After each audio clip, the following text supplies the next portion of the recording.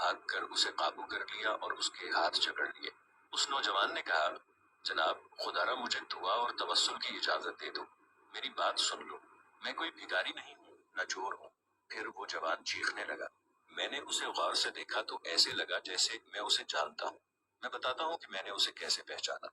دراصل میں نے اسے کتنی ہی بار بارگاہ رسالت صلی اللہ علیہ وآلہ وسلم میں روتے ہوئے دیکھا تھا۔ یہ ایک البانوی نوجوان تھا جس کی عمر 35 یا 36 سال کے درمیان تھی۔ اس کے سنہری بال اور ہلکی سی داڑھی تھی۔ میں نے جرأت کر کے پولیس والوں سے کہا، جب اس کا کوئی جرم نہیں ہے تو تم اس کے ساتھ ایسا سلوک کیوں کر رہے ہو؟ آخر کیا الزام ہے اس پر؟ انہوں نے مجھے سختی سے کہا، ارے او ترک، تو پیچھے ہٹ، اس معاملے میں بولنے کا تجھے کوئی حق نہیں۔ لیکن میں نے پھر سے کہا، آخر اس کا تمہارے ساتھ کیا مسئلہ ہے؟ کیا اس نے کوئی چوری کی ہے یا کوئی جرم کیا ہے؟ بتاؤ تو صحیح۔ ایک سپاہی نے کہا، نہیں، یہ بندہ 6 سال سے ادھر مدینہ شریف میں رہ رہا ہے، لیکن اس کا یہ قیام غیر قانونی ہے۔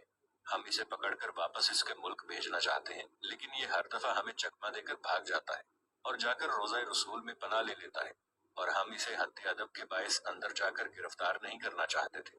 میں نے مضطرب ہو کر پوچھا، تو اب اس کے ساتھ کیا کرو گے؟ کہنے لگے، ہم اسے پکڑ کر جہاز پر بٹھائیں گے اور واپس البانیہ بھیج دیں گے۔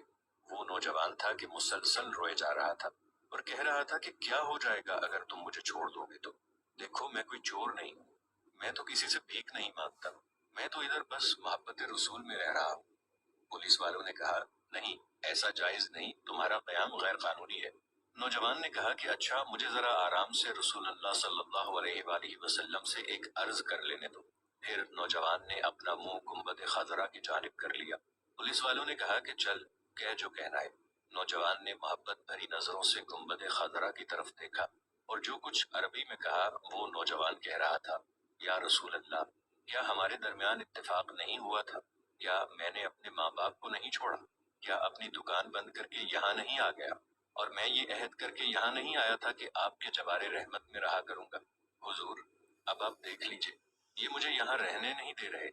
یا رسول اللہ، آپ مداخلت کیوں نہیں فرماتے؟ روتے روتے نوجوان بے حال ہونے لگا۔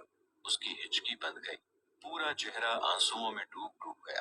اس کا یہ حال دیکھ کر پولیس والے نے ذرا ڈھیل دی اور نوجوان نیچے گر گیا۔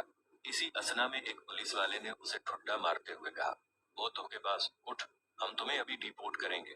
دوسرا پولیس والا آگے بڑھا لیکن نوجوان نے کوئی رد عمل ظاہر نہ کیا۔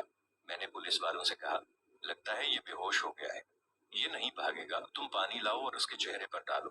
اس کے چہرے پر پانی ڈالنے کے باوجود نوجوان کوئی حرکت نہیں کر رہا تھا۔ پولیس والے گھبرا گئے۔ ایک نے کہا، اسے دیکھو تو صحیح، کہیں یہ مر ہی نہ گیا ہو۔ دوسرا پولیس والا کہنے لگا، اسے ہم نے کون سی ایسی ضرب لگائی ہے جس سے یہ مر جائے گا؟ پھر انہوں نے ایمبولینس والوں کو فون کیا۔ وہ ادھر سامنے والے 7 نمبر گیٹ سے ایک ایمبولینس لے آئے۔